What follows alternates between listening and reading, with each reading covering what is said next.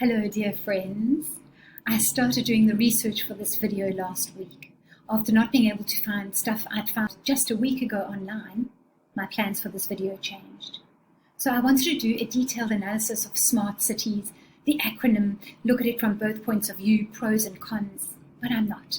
In 1 week, the acronym has been scrubbed from the internet.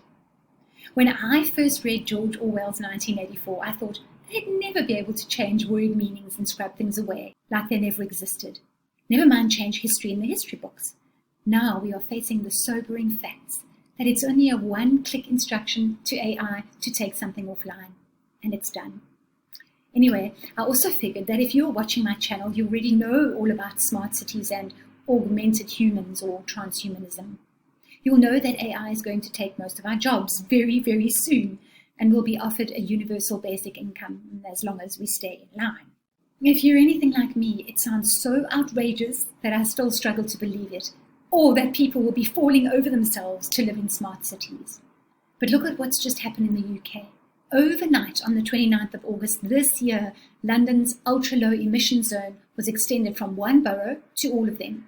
This means if you drive anywhere in London and your car doesn't meet the emission standards, you pay a daily tax. And this is in the face of extreme public opposition. They don't care. That's how easy it is to control these things. Slap a tax on something, or put the price of petrol up until it becomes unaffordable, or only allow people to drive a certain number of kilometers a day in the name of climate change. But what if you don't want to live in a smart city? Don't want to hook your brain up to AI? Will we even have a choice? If things continue as they are, no, I don't believe we will. That's the plan for us anyway. How do I know this? Because the United Nations has already told us. And South Africa is a member, and we know our government is marching lockstep to their tune. Do I think we can vote our way out of this? No. If the UN doesn't get its way, it uses the carrot and stick approach on the leaders of a country. If that doesn't work, they simply kill them. That's why I don't believe politics is the solution.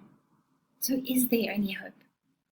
Well, friends, doing the research and extrapolating what they're telling us forced me to dig deep and question even what I'm trying to do with Enough SA.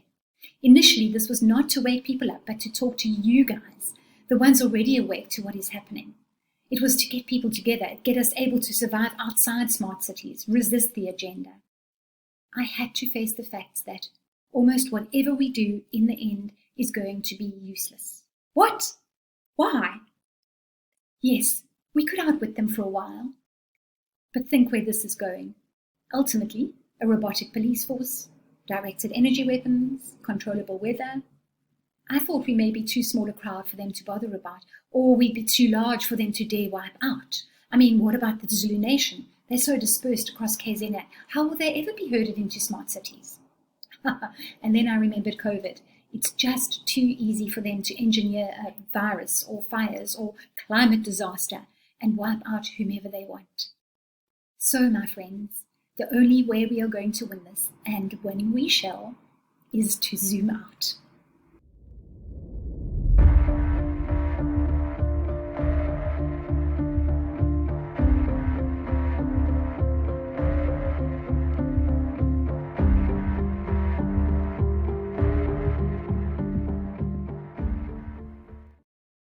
I've spoken before about who the real enemy is, that there's no point in getting angry or fighting with our corrupt government because it's not them running the show.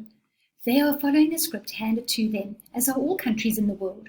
Remember how almost every country had exactly the same response to COVID. And what happened to the leaders of those that didn't? So if it's not our government, is it the UN, the World Economic Forum, World Bank, even BlackRock and all those institutions? On the next level, yes, they have us completely tied up and tied down. SA's debt is now over R1 trillion. That binds every citizen to the World Bank for generations. But who runs these institutions? Is it perhaps the Bill Gates and George Soroses that rule us all, or the Rockefellers and Rothschilds? Sure, they have tremendous power and have done diabolical things.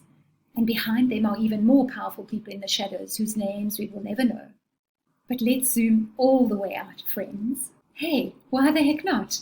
If you're going to win a war, best we know who or what we're really up against, right? Hold on to your hats. Let's start with why. Why is every action aimed at us dear humans geared to shut us down to our true essence? Our creativity, through taking arts subjects out of school, getting kids into school at ever younger ages so they can stop them playing and put them in a tiny perceptual box. Our freedom to think what we want, through controlled media, shaming, cancel culture, the mass war on our consciousness. Our freedom to do what we want. Need I say more? Our spirituality, through promoting an ever more materialistic viewpoint in educational institutions, in the media, scientism, and more. And now the ultimate, merging us with machines to rob us of the last bit of humanity left inside us. Why would humans do that to each other? I don't believe they would, unless there was something else controlling them. Think about it. There's just not enough motivation, because it would seriously mess up them living their own lives with joy and freedom. If you can open your mind to that idea, then things start to make a whole lot more sense. Like why there is so much inhuman evil in the world. Like how this strategy has run through hundreds, if not thousands of years. How there seems to be an extremely well-run and brilliant agenda coordinating everything we see in the world today. Look, I know these guys at the top are smart, but really, to that extent? If we can wrap our minds around that, the next question to ask is, why are they so scared of our humanity? Now we're getting somewhere. I know right now the Christians in my audience are thinking, yes, Trinity, we know this. It's the age-old battle between good and evil, but we're okay because Jesus is coming to save us all. Well, all the Christians, that is. But what if, dear Christian friends, just what if this plan has been going on for so long that every single religion has been hijacked from way back when already? Before you click off, hear me out. Because what if the truth was even more glorious than traditional religions? I will be doing another video on this, otherwise this one will be too long. But just go with me for now. You don't have to drop your faith. In fact, I think you'll find it makes it stronger.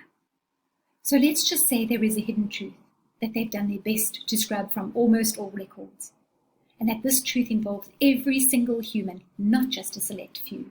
What if we're dealing with a force that is simply terrified of the essence of our humanity, that divine spark within all of us? What if they can't directly access this world, so they had to seduce minions to do their work for them? They had to work behind the scenes through millennia because humans are so powerful. They had to use every ounce of their cunning, analyze our psychology, watch us and figure us out, ensnare humans and seduce them with power and riches, and get them placed in positions of control in every aspect of society, perhaps even put their mind into us. All of this to shut us down to the knowledge of who we really are, because that's how poop scared they are. If this is true, maybe that's the battle, maybe that's what the war is really about. Because if we do this, then there actually is no war.